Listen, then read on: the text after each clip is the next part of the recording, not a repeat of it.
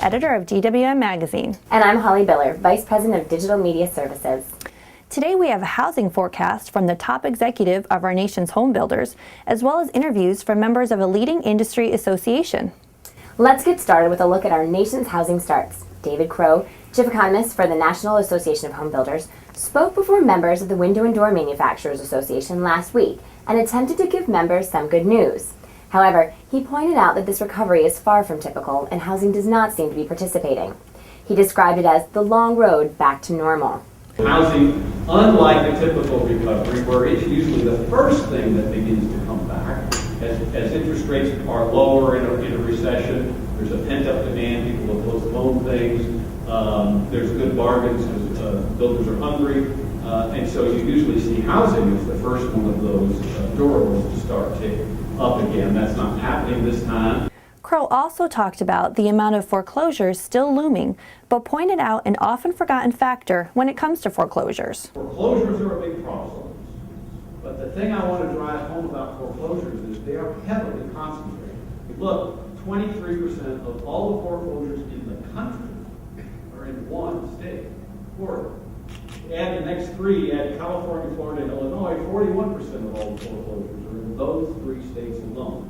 Go all the way out to the right, I think that's a dozen states. 70% of the foreclosures are only in 12 states. Following Crowe's forecast, we spoke to a few WDMA members to get their thoughts on his predictions and to see if there were any surprises. He's a bit more optimistic than what we've been inclined to think, and my recollection of when I've gone back historically over NAHB forecasts, they've tended to be a bit on the optimistic side. Reality tends to be a little less kind than, or a little less optimistic.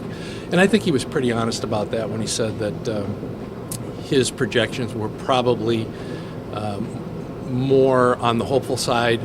There are more things that could derail his projections than could accelerate them. I think he reinforced a lot of the things that we've been talking about in terms of a more robust recovery perhaps at the end of this year, 2012, but not this beautiful sparked, peaked recovery that we were used to perhaps at the end of 2000, at the end of 1991 and 92. He did reinforce the fact that it was going to be a slow but steady growth. Perhaps that's good news. Perhaps that'll be more sustainable for all of us.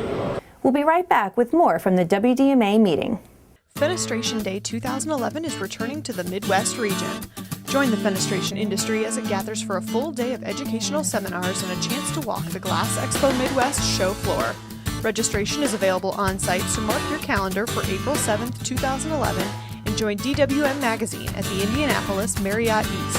For more information, visit dwmmag.com/fenday.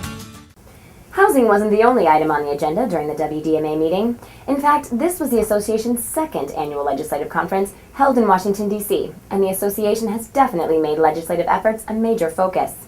The group recently announced that it has formed a political action committee. We had our legislative leg and we had our code and regulatory leg, but we're kind of missing our political leg. And the most successful organizations in Washington are also active in the political arena. That is the main goal WDMA has, is to increase our ability to support those who are going the extra mile for the window, door, and skylight industry. O'Brien also talked about the status of WDMA membership, which is held steady. We talked to Waltman and Turek about why they feel involvement in the WDMA is important. In terms of WDMA, I think one of the things that has happened, and it started when I was the chairman, is we've entered into a new era of regulatory involvement with our industry and the products which our industry provides to the country.